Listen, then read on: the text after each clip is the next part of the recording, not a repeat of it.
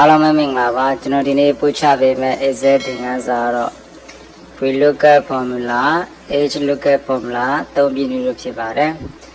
အဲ့ဒါကျွန်တော်တို့ VLOOKUP ဆိုတာဘယ်လိုသုံးလဲဆိုရင်ကျွန်တော်တို့ဒီမှာ ID product price ဆိုပြီးရေးထားရနော် ID မှာကျွန်တော်တို့ဒီမှာ code တွေကို1002ယူလိုက်ရင်သူနဲ့တက်ဆိုင်တဲ့ let dot say no ပေါ့နော်နောက်ကဟာတွေပေါ့တက်ဆိုင်ရာ data တွေကျလာတယ်ပေါ့ဟုတ်ပြီဒီမှာနောက်တစ်ခု1005ပေါ့နော် DVD VSC နှုန်းက100နော်ဒီပုံစံလေးပေါ့ဒါကကျွန်တော်တို့ VLOOKUP formula နဲ့အသုံးပြုထားတာဖြစ်ပါတယ်အဲ့တော့ကျွန်တော်လက်တွေ့ပြလိုက်မယ်ဒါလေးကိုကျွန်တော် copy ကူးလိုက်မယ် control C အောက်မှာ control V ချမယ်ဟုတ်ပြီအရင်ဆုံးပါလို့မလဲဆိုကျွန်တော်ဒီမှာ drop down လေးရေးစီရမယ်နော်မစီလည်းရပါတော့ဒါအကြောင်းမို့ဒါလေးကိုကျွန်တော် border ကတ်လိုက်မယ်ဟုတ်ပြီအရင်ဆုံး drop down လေးဆင်မယ်အဲ့တော့ data တွေဝင်မယ် data validation ကိုသွားမယ်ဟုတ်ပြီအလောင်းမှာ list ကိုရွေးမယ်စုနေရာမှာကျွန်တော်စီခြင်းတဲ့ code တွေကိုပေါ့နော်ထည့်ပေးရမယ်ဟုတ်ပြီပြီး okay ပြီဒါဆိုရပါရင်1002 product deploy မထွက်တယ်เนาะဒါ VLOOKUP နဲ့ထည့်မယ်ဟုတ်ပြီ product နေရာမှာညီမချင်း VLOOKUP ထည့်လိုက်ပါဝင်အမေတို့တွေ့တက်ကလေးနေမယ် lookup value ပါမယ် table တွေပါမယ် index column index number ပါမယ် range lookup ပါမှာเนาะ lookup value ကကျွန်တော်ရှာဖွေခြင်းနဲ့တန်ဖိုးပေါ့ ID ပေါ့ table တွေကတော့ကျွန်တော်ဒီ table တစ်ခုလုံးကိုပေးရမယ် select ပေးရမယ် table တစ်ခုလုံးပေါ့เนาะဟုတ်ပြီ column index number ကျွန်တော်တို့ ID product price နေရာမှာ product က column နဲ့ကြည့်2ပေါ့เนาะအဲ့တော့ဒီမှာလည်း column နဲ့ကြည့်2ဖြစ်တဲ့အတွက်ကြောင့်မို့2လေးထည့်ပြရ column နှစ်ခုမြောက်ပေါ့ true or false false မှာကျွန်တော်တို့0လေးထည့်လိုက်ပါအတိအကျရှာမှာဖြစ်တဲ့အတွက်เนาะ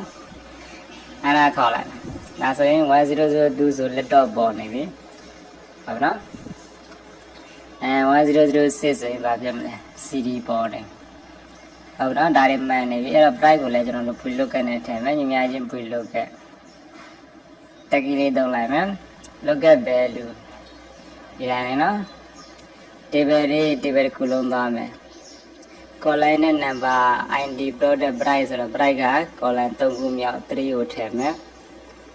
ဟုတ်ပြီ true or false မှာကျွန်တော် false ထည့်မယ်0ထည့်လဲရနော် false လို့ရိုက်ထည့်လဲရပါကျွန်တော်0ပဲအတူတူပါပဲအဲ့ဒါခေါက်လိုက်မယ်ဒါဆိုရင် CD 1006 CD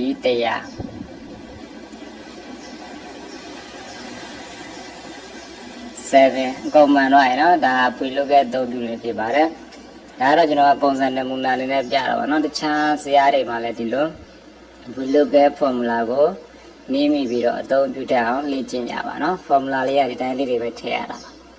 ဟုတ်ပြီနောက်တစ်ခု H lookup formula သွားမယ်အဲ့တော့ကျွန်တော်အပေါ်ပိုင်းလေးကိုဒီလောက်ကို copy ကူးလိုက်မယ် control C ဟုတ်ပြီလောက်မှာကျွန်တော် control author ဖွင့်ချဟုတ်နော်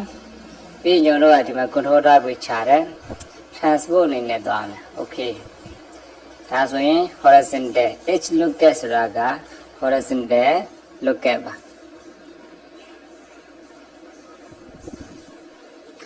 VLOOKUP ဆိုတာ vertical lookup နော် vertical ဒီရဲ့အရှိကောက်ပေါ်တာ H lookup ဟုတ်ပြီကျွန်တော်ရှာမယ် ID product price ဒါလေးကို control C နဲ့ဒီနားမှာချမယ် control V စက်ကွက်တွေကြိုက်တဲ့နေရာမှာရှာဖွေလို့ရပါနော်ဒါလေးကိုပေါ်တာကန်လိုက်မယ်နော် ID ထည့်မယ် product price တွေဒီမှာပေါ်မယ်ပေါ့ဟုတ်ပြီ ID ကိုထုံးစံတန်း drop down လေးဆင်လဲရတယ်မစီလဲရတယ်နော် ID ကိုမစီတော့ရိုက်ထည့်မယ်ရိုက်ထည့်ရင်တိုင်းမဲ့ထားမယ် product ကိုပဲ H lookup နဲ့ကျွန်တော်တို့ရေးပဲပေါ့ H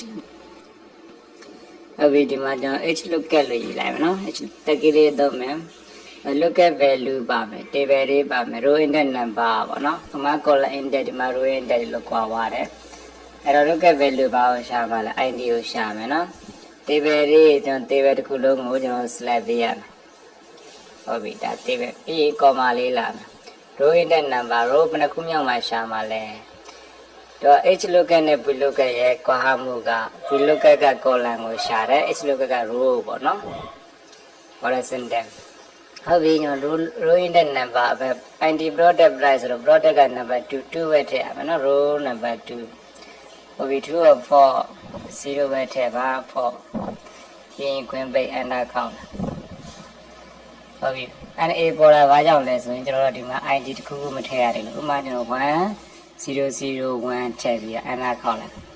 ကျွန်တော်ဒီမှာ drop down လေးမစီခဲ့ဘူးနော် time menu ရိုက်ထည့်မယ်ရိုက်ထည့်ပြီးတော့ထွက်မယ်ပေါ့ကိုယ့်ကို drop down လေးဆင်ခဲ့မယ်ဆိုလည်းရပါတယ်နော်အဓိကကတော့ h lookup formula သုံးဖို့နည်းကိုပြတာပါမြင်များချင်း h lookup ဟုတ်ပြီ lookup value အပေါ်ကဟာထည့်မယ် id table တစ်ခုလုံးကျွန်တော်ဒီ table လေးရနမူနာလေးနော်ချားဟာလည်းဒီလိုနည်းမိပြီးအသုံးပြုတတ်အောင်ကိုယ်လေ့ကျင့်ပေးရမယ် row in တဲ့ number id product price ဆို price က row အနေနဲ့ကြည် number 3မှာရှိတယ်ဒီထည့်မယ်ပြီးရင် true or false 0 green bake enter count ဒါနေပါအဲ့တော့ကျွန်တော်1001ဆိုရင် desktop nothing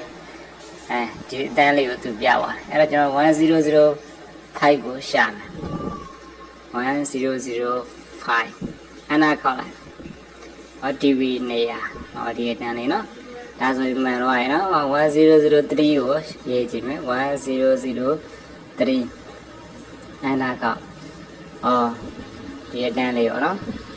โอเคဒါ h lookup formula အသုံးပြုနေဖြစ်ပါတယ်အပေါ်ကတော့ကျွန်တော်တို့ v lookup formula အသုံးပြုနေတယ်ပါ